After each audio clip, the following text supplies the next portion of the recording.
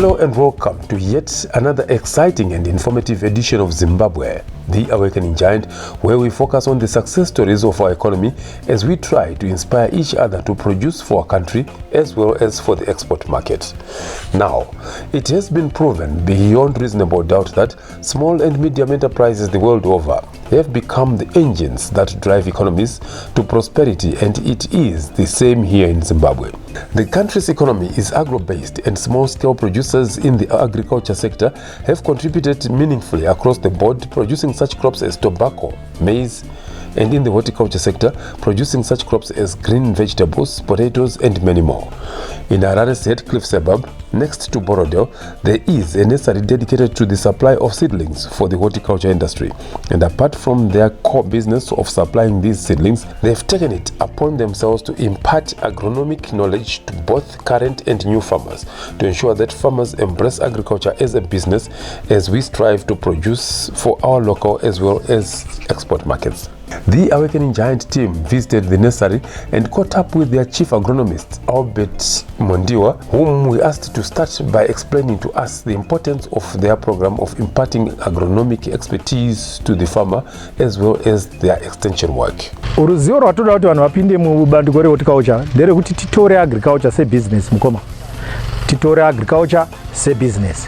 Kana kuti titore ruzevha rwedu business, tisatora ruzevha rwedu senzvimbo yekuchengetera makuva atakaisa kuti tigane tiripo, but misha yedu ngatiichinjei iite makambani. Saka tiripo kudzidzisa vanhu kuti misha yedu yatinayo ngatiichinjei iite makambani kana kuti iite business. Saka topanana ruzivo rwokuti cabbage rinopa mari here, todzidzisana kuti cabbage rinoda ropa mari hongu.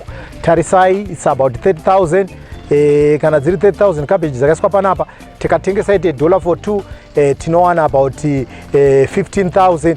Inde tinenge taiachivha 15,000 yacho panguva yakadi, toona kuti it's a short period of 2.5 months. Because cabbage rino rakadyarwa panapa rikuda 2.5 months mari yatouya. Ndekupi kwaunotambira 15,000 mukoma within 2.5 months. Saka ndo zvatinoda kuti pfungwa dzevanhu tidzigadzire, tidzitore, tidziise mubusiness, kuti farming it's a business. Ndiani angatange horticulture business uye zvii zvikwanisiro zvandinoda inini kuti ndipinde mubusiness irona? Munhu wese anogona kutanga business iri. Ende haridi mari yakawanda. Mari haisi kure nesu mukoma, iri pedyo nesu zvikuru. Pamakumbo pangu apa ndo pane mari, but munhu ari kungofungidzira ndofana kutanga ndabata mari yakawandisa kuti ndiite business. Hapasi kutsvaga mari yakawandisa kubata business. Izvezvi munhu akauya akatora maplans ake anogona kudiridza nemaoko kwatiri kunesari kana mawatermelon. One plant inenge ichitarisirwa ubudawo kana 5 pa 100 times 5, that's 500. 500 akatengesa $1 anowana mari, anowana $500. $500 anaachivha papi pa 2.5 months. But vanhu vakangogara kunze vachichema vachiti hakuna mabasa, but mabasa tinawo, uyai tikudzidzisei kuti farming toitora sebusiness nenzira ipi. Muruna mangotaura nyaya yekudzidzisana Mondiwa. Imari inodiwa nekambani yenyu kuti mutidzidzise kuti tofamba sei, kuti inzira ipi yamungatishandisire kuti tidzidze? Zvimwe zvacho hazvisi kutsvaga mari. Tiri varombo tose tinooffer for free. Zvimwe zvacho information yatogona kungokupa for free. Tinogona kukuoffer information how to grow cabbage. Inde tori grower nenzira ipi, tarisai crop iri pano kunaka kwayakaita. Saka izvozvi takangovadzidzisa, kana nemiwo uye tikudzidzisei muone kuti hamuenderere mberi. As we spoke to Albert Mondiwa, we were at a farm within Borodale where the farm owners, who recently returned home from the diaspora, sought for his agronomic experience, and they put up a sterling crop of cabbage on an area that once housed greenhouses. Albert advised them to start off with an open field crop that would raise them money for the refurbishment of the infrastructure on the farm. Kusvika kwedu pano vakauya Mr. Kavhayi vakandiona vakati imbouyai muono zviri kupi kwatiri kunoku. Tikauya tikaona pane nzvimbo yakanaka zvikuru yaiva nesetup yakanaka yema greenhouse. Vakati tiruda kuti tisenzese nzvimbo iyi, todi for now hatisatani mari dzokuisa maplastic kuti tidzosere tiise mbeu dzema greenhouse nezvikuru kunaya. Chii chatingaita? Ndakati no, kana matouya madaro mauya zvakanaka ngatistate project ndokubatsirai nekukugaidhai. Then vakati no handina chandiri kuziva, tikutotangawo from scratch tichienda kumberi. Saka ndikati no problem, so long mataura neni zvinhu zvakutotanga zvakutoenda mberi. Ndopatakatowirirana kuti ngatitange nefirst crop yedu icabbage. Cabbage iri panapa pana kupinda tractor panapa, pakatimbwa nemaoko, patimbwa nemaoko tikaita zvese zvinodiwa pakurairidza pakurima. Tikatanga kurima cabbage rino kusvika pariri pano, ende imbeu iyi inoda 2.5 months yataipa zvinhu zvayo zvakaringana. Ndosena muri kuiona zvakadi zvakanaka, but ndo zvakaita kuti ndive pano, ine ndo zvaita kuti ndisvike pano, kuti takatanga tese from scratch kusvika pano, but ndo first crop yedu yatakaita yataachiva. Ezvo tatona another second crop iri kuoneka iri kokoko yecornflower. Tine broccoli iri kudyarwa iri kungoyawo the same, kureva kuti zvinhu izvi hazvisi kudzidzwa zvichibva samwe, but tinazvo pano nesikodzero zvekuti ndiri pano ivo vari pano uye vachiteerera maagronomy practice vachiita nemo. Ndosena muri kuona zvinhu zvazvo zviri kubuda zvakadi zvakanaka. Makare kare vamondiwa mabasa mazhinji amuri kuita aitwa neveganda rechichena. Nzvimbo idzodzi dziri kurimwa dzairwa neveganda rechichena, but zvinezvi tiri kupemberera isusu tiri panguva yeindependence, tiri kupemberera kusununguka, rusununguko rwatakarwirwa nemadzibaba edu nanamukoma wedu.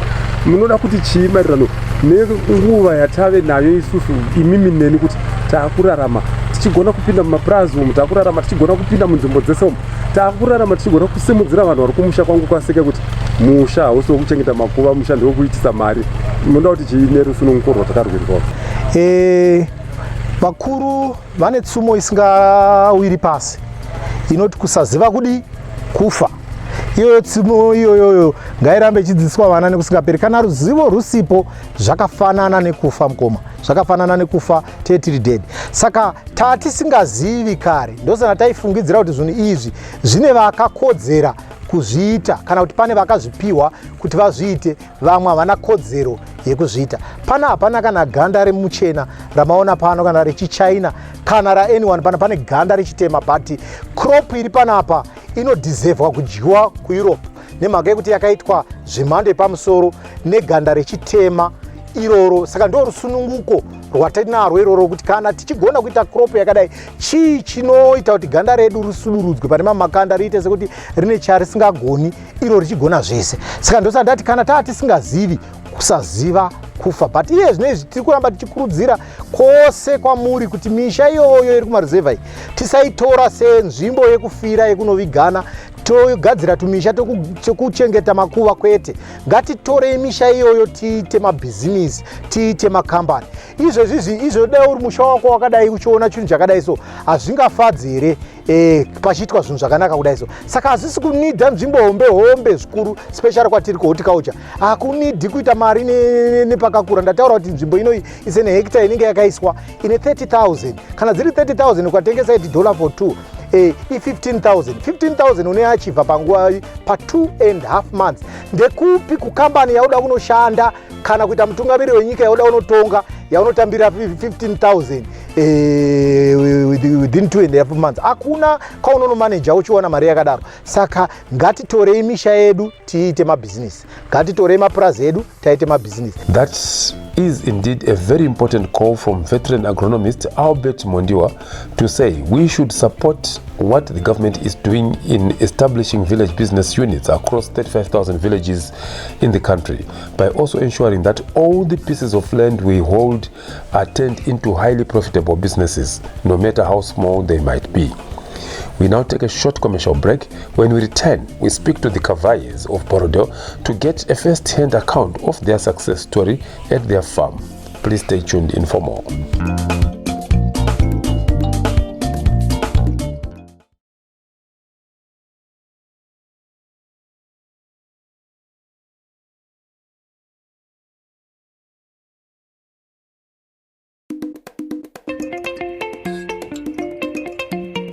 Welcome back.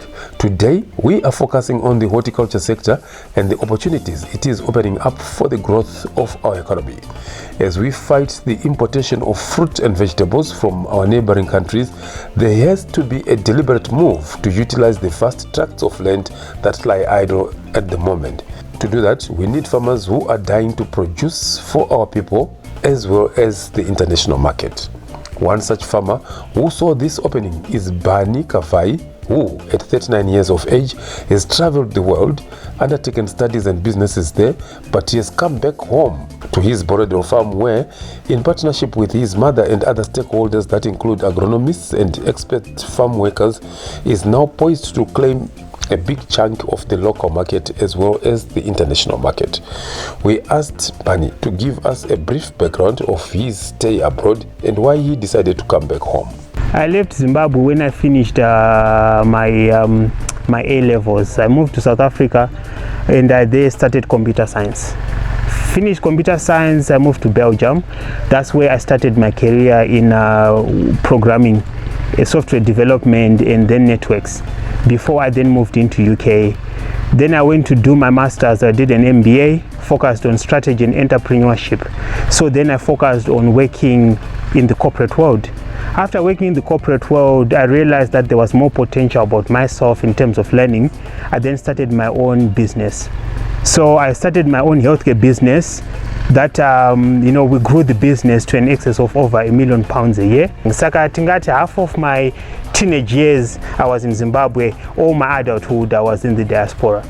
Saka now I then went into healthcare, I went into a creative space also. I came here, I was into mining, now I'm also into agriculture. So those are transferable skills is what I bring to the country. Saka, how has the country received you? Do you see it in a market for these things that you are now growing? Do you see it in a potential to grow as business people from what we are doing here? Yes, I think that's actually the whole point. We are coming from a market like in the Europe, in the diaspora or in UK, where they're not producing. So they're importing. And whenever you go to shops, it's always a product from another country. So then I'm impressed when you go to find beans, an example, then you see a product of Zimbabwe. Having seen these potential markets, Bani quickly thought of the infrastructure back home. But did he have any experience in agriculture for him to come back and venture into this business? I didn't have any agricultural experience. I think Ndakangoito is one of the young people diaspora. And at some point you start to think, you know what, there's no place like home. We got so much opportunities of resources here and the knowledge that we have learned kunzoko. So then you start to come back home and we start to utilize this land. Because upfumi uri muvhu. Saka yanga ngometa kuti you get consultants from agronomists and you employ the right people. So when you employ the right people, that if my expertise in that agriculture, that's where Shinjose starts to make it happen. Saka, the background, for years, this was very productive farm. Saka, as I mentioned before, it's part of Wogat farm. That was been here for a number of years. Saka, the greenhouse is spanned from about 5 hectares. Pakamba it was Rema flowers, Paka it was Rema domasi, Paka it was all these various elements. But then of course, due to our economic crisis at that point, Saka, what happens is kuti, as time goes on, land actually wasn't underutilized. Cycles, as the younger generation, we are just now coming in, joining the quarrels of trying to revive our country, creating employment and also trying to utilize the land for the better benefit of our nation. All right.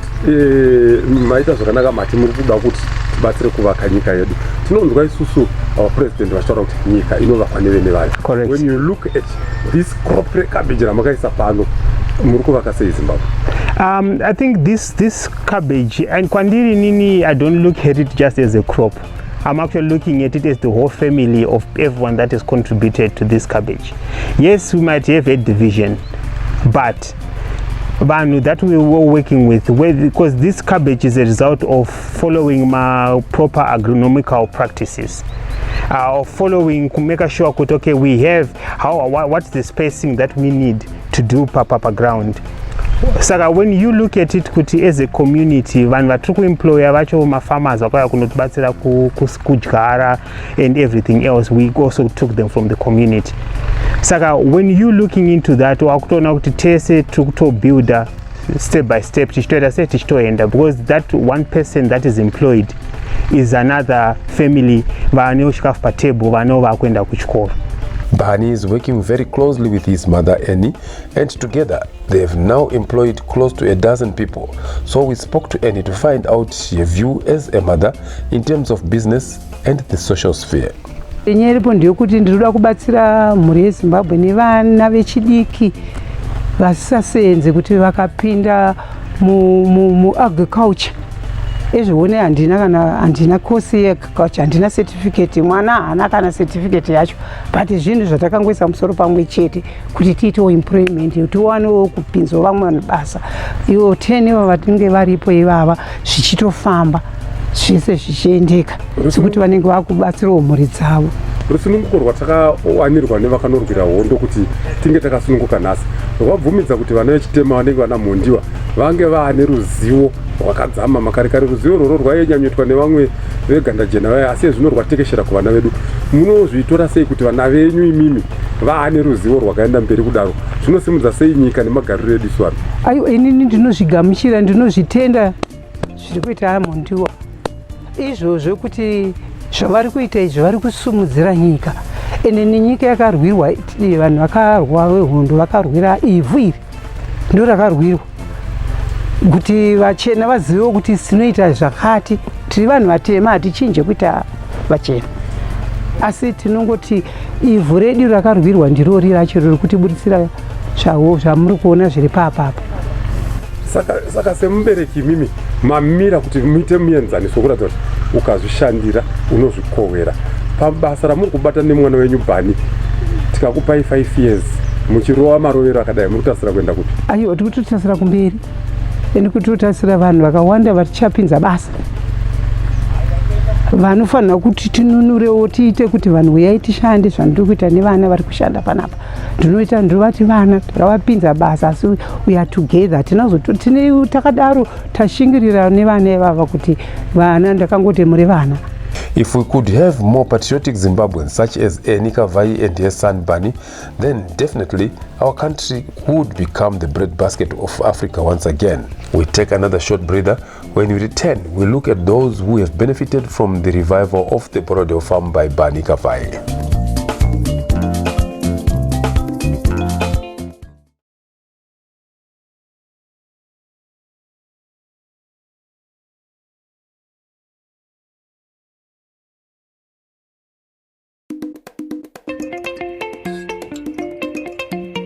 Welcome back. This is the final part of this week's edition of Zimbabwe, the Awakening Giant, where we are looking at how partnerships in the horticulture industry in Zimbabwe are set to revive a sector that once was the talk of Southern Africa in terms of food production.